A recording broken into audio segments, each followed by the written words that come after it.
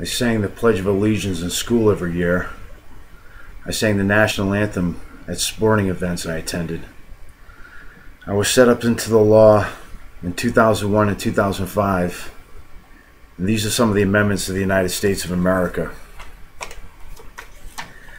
The First Amendment protects the freedom of speech, religion, press, right to assemble and petition the government. The Fourth Amendment, search warrants based on probable cause. The Sixth Amendment protects the right to a fair and speedy public trial by jury, rights to be notified of the accusations, to confront the accusers, to obtain witnesses and retain counsel. The Seventh Amendment provides for the right to a trial by jury in civil cases by the common law. The Eighth Amendment prohibits excessive fines and excessive bail, as well as cruel and unusual punishment. The Ninth Amendment protects the rights not enumerated in the Constitution. The corrections facility I was sent to is Dartmouth House of Corrections. The sheriff's name is Thomas Hodgkins, and these are some of the crimes they committed against me. I was put in a room and I was beaten 6-on-1. I say I was hit 50 to 100 times. I was attacked by 5 to 7 guards for no reason. They were banging on walls, making me think like they were going to kill me. And they charged the room. A guard had me in a claw hold in my collarbone. Another guard had my private area. Squeezed my private area as hard as he could. Guards had my arms, my legs, and they slammed me to a chair, and a guard behind me choked me unconscious. I woke up, and I say I was chained to that chair. I don't know how many hours. They didn't let me use the phone for 2 weeks. A nurse in there took my blood pressure erratically, like 5 or so times.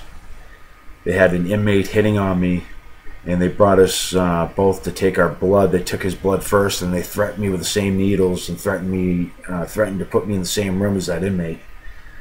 They tricked me into reading 5 books in there: Silence of the Lambs, Gorky Park, Strange Highways, The Giver, and an encyclopedia book that had 4 short stories. They tried to brainwash me in there. After they beat me the first time, they put me in a room with a bent-up metal bed. I slept on the floor. That's the room the guards attacked me in.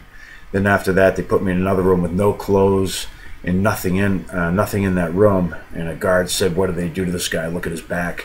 I had marks and scratches and bruises on my body and 2 partial black eyes. And an inmate in there nicknamed me Raccoon.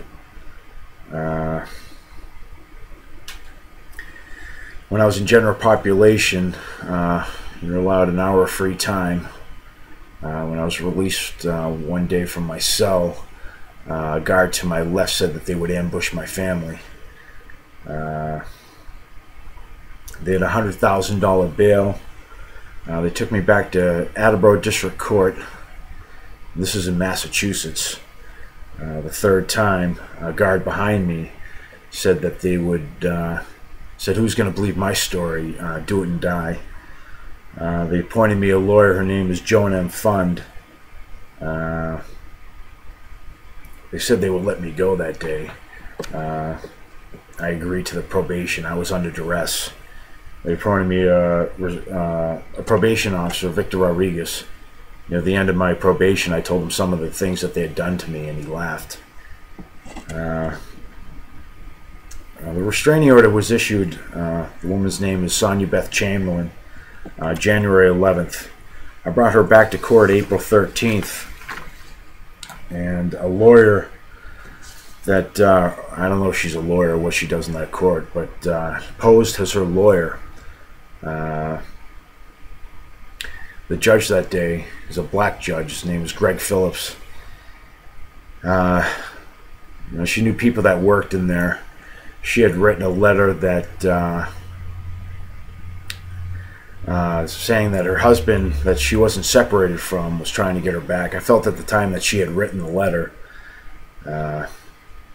He was in the Navy at the time, and I made a mistake that day. I didn't make her look like a liar. I just told the court that I wasn't a threat to her, and they upheld the order.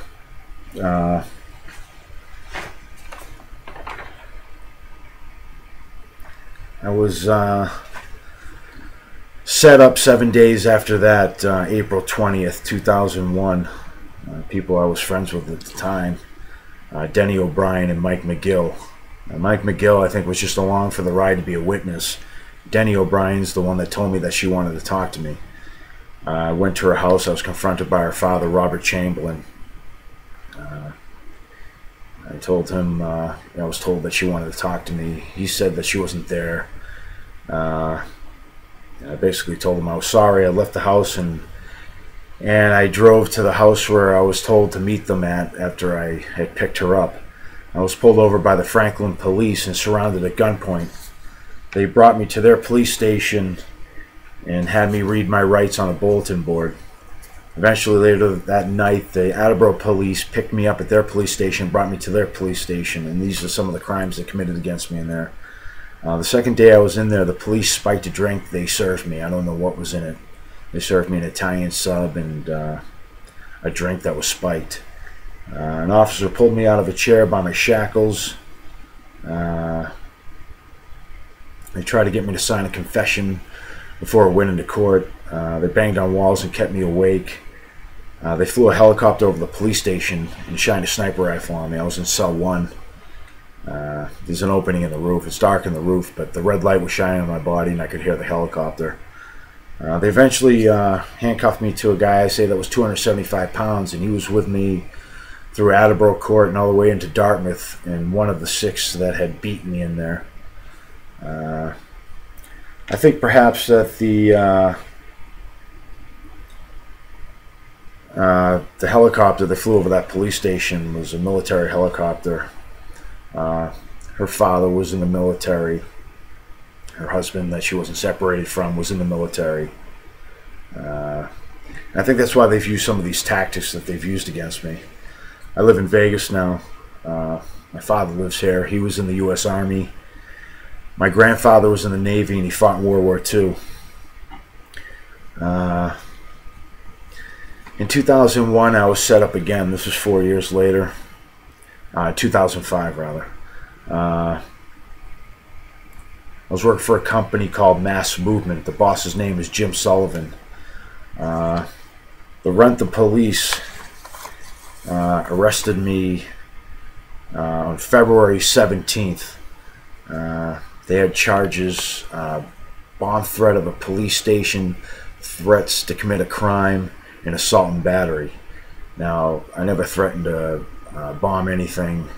I didn't threaten anyone, and I was assaulted. This coworker slapped my hand in a work truck when I tried to turn the radio station.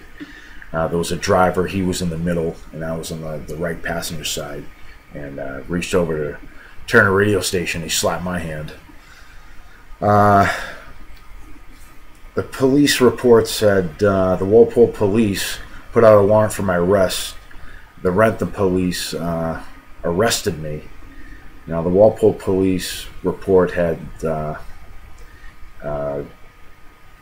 one police station. I think the Rentham police report had a police station in the courthouse. One of them had the wrong police station, and the court document had a bomb threat hijack of the police station and the courthouse. The woman judge in Rentham District Court, Jean Emma Smith Johnson, she sent me for a 20-day evaluation at Bridgewater State Mental Hospital. Within 15 minutes, her forensic doctor said he thinks it's a conspiracy against me. He read their story, then listened to my side of the story. They eventually brought me back to court. The judge was Warren Powers, and they wanted to keep me incarcerated until the bomb threat hijack and some of the other charges, but I don't think they wanted that bomb threat to go out of that courthouse because it would have had to go to Supreme Court, which the court system's located in Taunton. They dismissed that, and then they wanted me to make a deal on the other charges. And I said I was making no deal. And they eventually dismissed the charges 10 months later. Now, my mother at the time was living week to week, and she was living in Norwell, Massachusetts, and she had to drive 45 minutes, and she was the only one in that courthouse for me. The first day that they had me in that courthouse, I told them I wanted to represent myself. They brought me up to that court at the end of the day. Nobody was in there besides me and the people that worked there, and that's when Jean Emma Smith Johnson sent me for a 20-day evaluation. But at the time, my mother couldn't even afford to take a day off from work, to pay her rent and put food on the table for her and I. And I didn't know at the time that I could have gotten a food stamp card to help out my mother. But anyways, anybody over 18, if their mother or their family's struggling to put food on the table, if they're over 18, they can get a food stamp card. I've contacted the Boston FBI in 2005, and I've emailed them in 2009 to 2012, and I walked into their office in 2011. Now, an FBI agent in there told me to contact these local police for help, and I told this FBI agent that how can I contact those police for help when they, along with the citizens there, are committing these crimes against me. I haven't gotten a response from the FBI. They said if they were going to charge these people with any crimes, that I would be the last to be contacted. I also contacted the American Civil Liberties Union in Boston. In Vegas, I had sent them letters. I sent them an audio tape. They said they couldn't listen to the audio tape, so then eventually I sent them handwritten statements. They said they never got the statements. And then when I was in Boston in 2011, I walked right into their office and handed them my written statements. And they said they couldn't represent me. They didn't give me a specific reason, but they represent the KKK, they represent Islam, and I was born in that city. My mother gave birth to me in Boston, Massachusetts. And they said they couldn't represent me. Eventually I contacted the government. President Barack Obama, I've emailed him since 2009 to 2012, and I haven't gotten a response from the federal government.